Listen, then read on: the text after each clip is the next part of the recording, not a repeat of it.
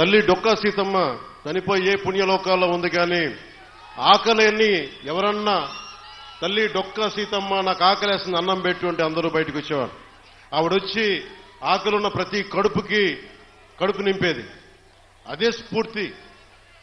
అదే స్ఫూర్తితోటి కష్టంలో ఉన్న మన సగటు మనిషికి నిలబడాలి అన్న తపన తప్ప దాంట్లో పదవులు వస్తాయా అధికారం వస్తా నేనేం ఆశించలే. కానీ ఈ రోజున ఉప ముఖ్యమంత్రి ఇక్కడ ఎమ్మెల్యేగా గెలిపించడమే కాకుండా నేను కోరుకొని ఉప ముఖ్యమంత్రి స్థానాన్ని కూడా మీరు మనస్ఫూర్తిగా వచ్చినందుకు దానికి ఆ విజయాన్ని మీకే అంకితం చేస్తున్నాను.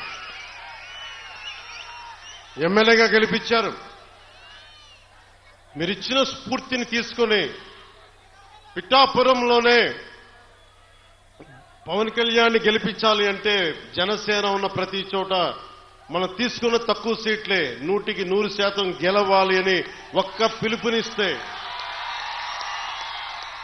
భారతదేశంలో ఎన్ని స్థానాలు గెలుచుకున్నది ఎంత న్యూస్ అయిందో లేదో తెలియదు, కానీ ఇన్ని దశాబ్దాలు 21 సీట్లు పోటీ మన అసెంబ్లీ స్థానాలు, 2 పార్లమెంట్లు, 23 స్థానాలకి 23 స్థానాలు 100% స్ట్రైకింగ్ రేట్ 100% గెలుచుకోగలిగామంటే మీరు ఎంత బలంగా నిలబడ్డారో ఈ రోజున.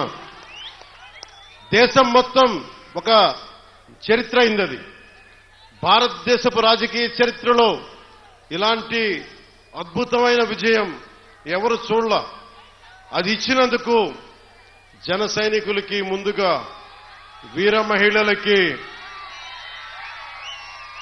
కూటమి నేతలందరికీ, కూటమి కార్యకర్తలందరికీ, అసలు జనసేన అనేది ఎందుకు మాట్లాడారంటే ముందుగా భయంతో ఉండిపోయాం.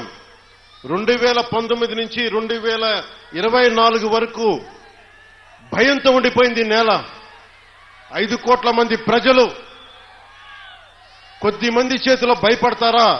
ఐపీఎస్లు, ఐఏఎస్లు, అధికార యంత్రాంగం భయపడిపోయే పరిస్థితుల్లో నేను బయటకు వచ్చి నిలబడితే అన్నా మీతో పాటు మేము ఉన్నామని మా తల్లులు, మా అక్క చెల్లెలు, మా ఆడపడుచులు, మా వీర మహిళలు రౌడీలకు ఎదురొచ్చారు.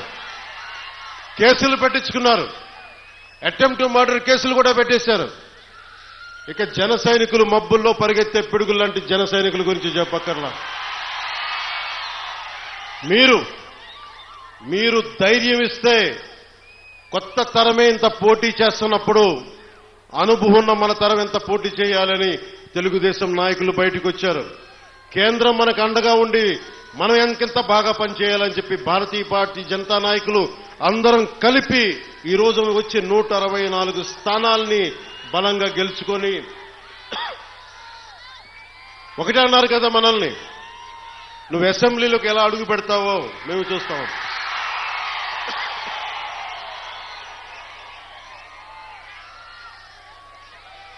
నువ్వు అసెంబ్లీలోకి ఎలా అడుగు పెడతావు, నువ్వు అసెంబ్లీ గేటును కూడా తాకలేవన్నారు. నేను ఎంత సీరియస్ గా తీసుకున్నా నాకు తెలియదు, నేను విన్నా వదిలేశాను. కానీ మీరిచ్చిన విజయం పిఠాపురంలో మీరు చాలా సీరియస్ గా తీసుకున్నారు.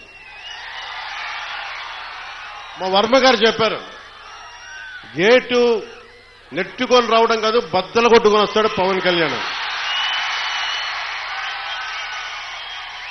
మా వర్మ గారు చెప్పిన ఆ వ్యాఖ్యలే, ఆ ప్రొఫెసీయే నిజమైంది ఈ రోజున. మరి నాకు ఇంత ఘన విజయం ఇచ్చిన మీకు నేను ఎంత రుణగ్రస్తుణ్ణి. కన్నీరు తొడవలేని అధికారం ఎందుకు, నేను ఎప్పుడు చెప్తా ఉంటాను. నేను మీకు